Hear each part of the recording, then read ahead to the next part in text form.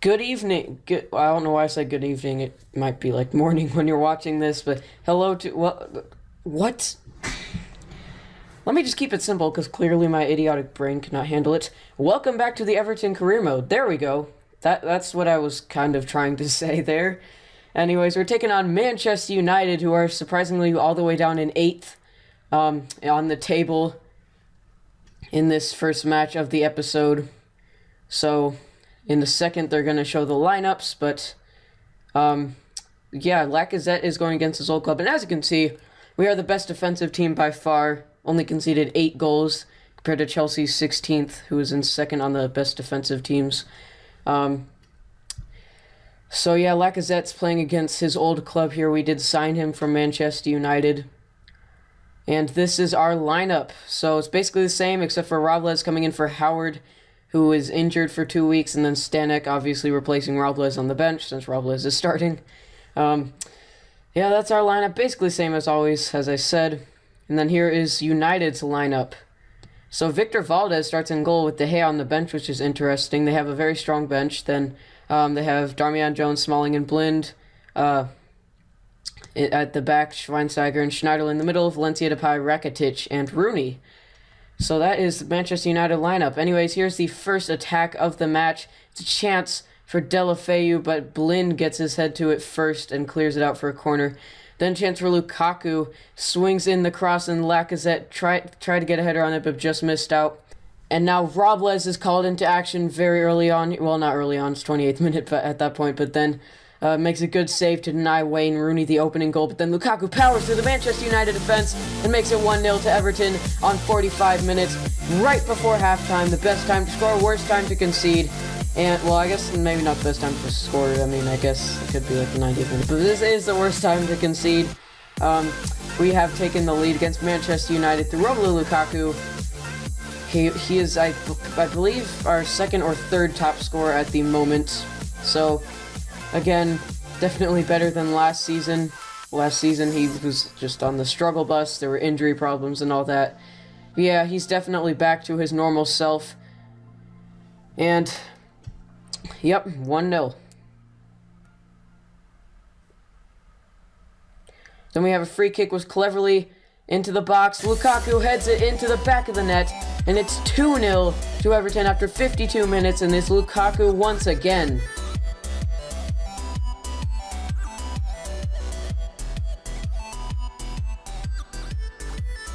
So we originally had an opportunity before. It was a cross into Lacazette, but then it was called back for a foul when I think he would have scored from that cross, but it was called back for a foul before we could find out. So then we swung in that free kick and we scored from that. But then anyways, Schweinsteiger plays it into Rakitic, who for whatever reason just completely stopped in his tracks, and they just wasted the opportunity. But then they have another chance here. Valencia to Herrera, who strikes it from outside the box. It's a good save by Robles. Then Valencia gets another cross back in. Robles punches away. And then eventually we actually don't clear the ball. Then Fellaini just smashes it from outside the box, and it's 2-1. Nothing we can do to stop that, or nothing Robles can do to stop that. Fellaini scores against the club that he used to play for a while back. And yeah, just we really should have cleared that out a while ago. They have too many opportunities, one after the other, and they did score eventually. So it's Marwan Fellaini grabbing his first goal of the season and United's first goal of this match. But then we get right back, we get our 2-goal lead right back as Lacazette makes it 3-1 to basically wrap up the victory. Then goes over to celebrate in front of the camera, one of the new features in FIFA 16. So, comfortable 3-1 lead, our 2-goal cushion is back.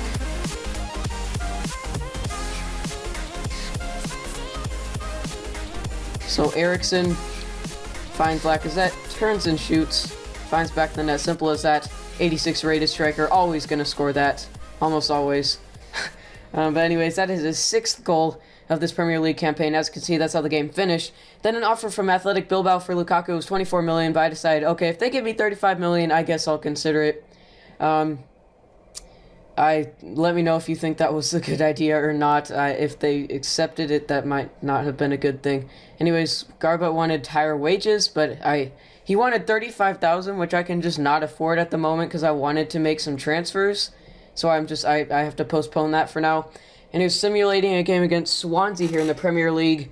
Howard is back from his injury. And then, yeah, so it's still 0-0 going into the 20th minute. John Stones sees a yellow card.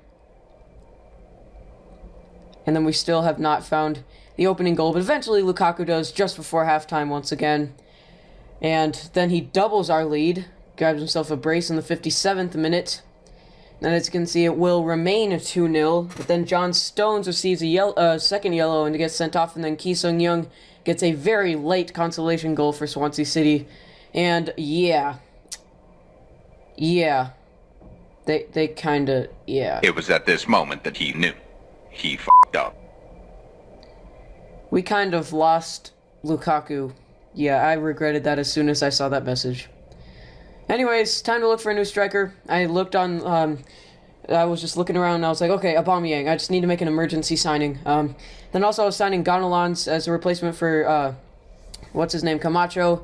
I'm not getting rid of Camacho though, he's going to be on the bench, but he's just, I don't know, I just think that, Gonalons would be better in the midfield, or in the starting lineup in midfield. Anyways, as you can see, like 10 seconds ago, Lukaku was officially sold to Athletic Bilbao, and we are going to attempt to sign, and we did sign Gonalons there. We're going to attempt to sign Aubameyang, who is the same rating as Lukaku, but is 4 years older, but hopefully in the summer we'll get a ton of money, and then we can get like a really world-class striker, like around Lacazette's rating or higher.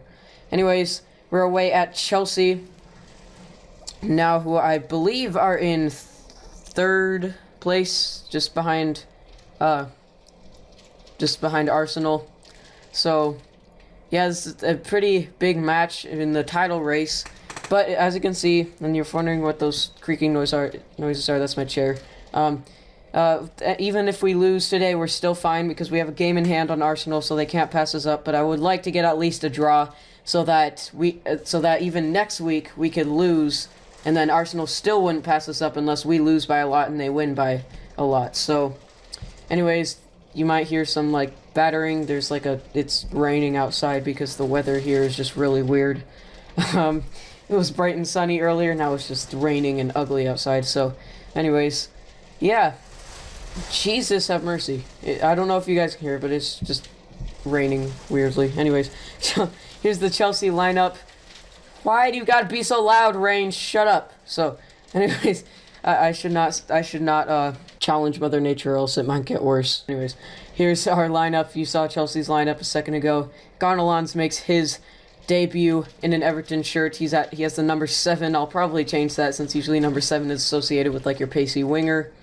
I don't know why Gonalons is number 7, and I don't think I'm pronouncing his name right anyway.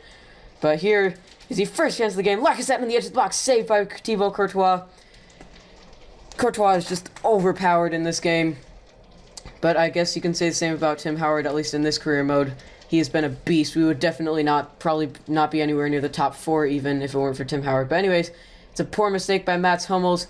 And then Williams is in here, but saved by Courtois. And for some reason, Parejo did not even attempt to get the ball. I mean, like, I understand if he's not going to volley it, but at least just, like, bring it down and take the shot, because Courtois was clearly not in a position to make a save there. He was on the ground. But then Parejo does have a chance there, but it's easily blocked now for a corner. But then a perfect opportunity for Parejo once again, and it's saved by Thibaut Courtois once again. He is just too good in this game.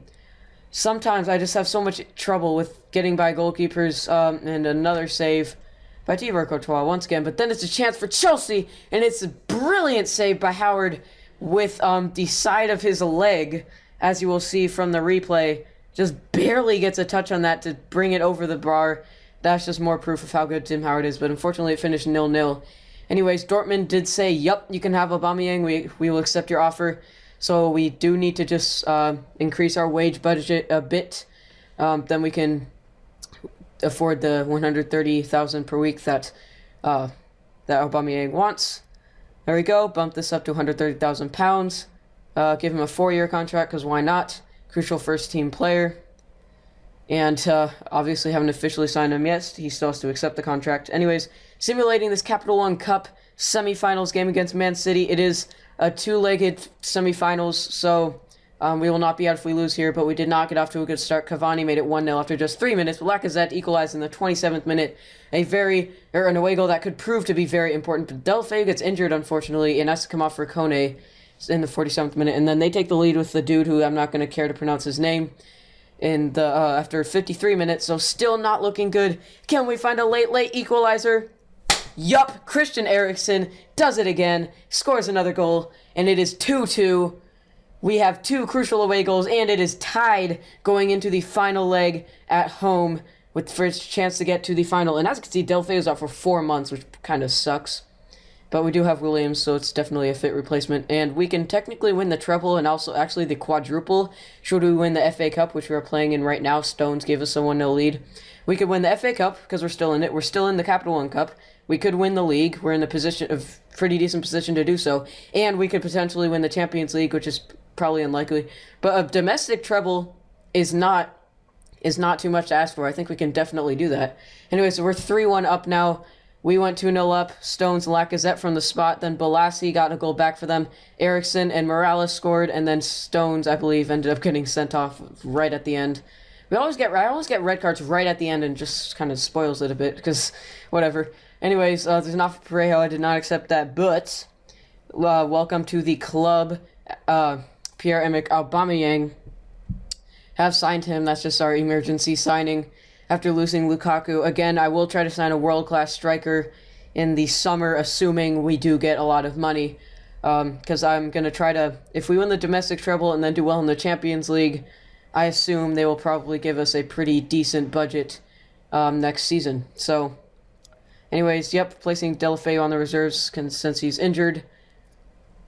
But finally, we can give Luke Garbutt his wages that he wanted, so he's not going to be protesting and wanting to leave and everything. So, yeah, I definitely want to keep him at the club when he has played. He has been decent. And here we are in the home leg of the Capital One Cup semifinals. I know I'm simulating a lot of games, but I have already stated that I will be simulating more games in this career mode than, like, say, other YouTubers. I say that, like, towards the beginning. But I didn't start simulating a lot until this second season. But anyways, it's kind of a crappy start. Browning gets injured, but then Torre makes it 1-0 from the spot. Williams scores to make it 1-1, and then Lacazette gives us a 2-1 lead. So we're in a position to win here, but Cavani, who scored in the first leg, equalizes. So it's 2-2. We both have 2 away goals, so we'll go to extra time. It's 4-4 on aggregate. Can we find a winner in extra time, or will we fall in extra time? 10 minutes left, 5 minutes left, and we win 5-4 on penalties. So that was a very exciting game, just very exciting over the 2 legs in general. 4-4 in aggregate, and we won 5-4 on penalties. Definitely an evenly matched semifinal. So here we are in the Premier League, simulating another game. I'm sorry if you don't like it, but whatever. Here we go. 1-0 already. John Stones scores. I feel like he's been scoring a lot lately. I don't know if that's just me. Anyways, Lacazette missed from the spot. I don't know why it's not Baines taking our penalties, but whatever. Baines and Eriksen both score within 8 minutes of each other, and it's 3-0 all of a sudden. And that game is just too far for Queen's Park Rangers to come back. As you can see, we do win 3-0 against the newly promoted side. And then that's going to be about it for this episode, so I hope you all have enjoyed. We will be back very soon with the next episode, and we do get 5 million pounds from the board, just for wages and whatever. Probably not going to do any more transfer business, but just for wages and stuff. Anyways, that's going to be it. Bye-bye.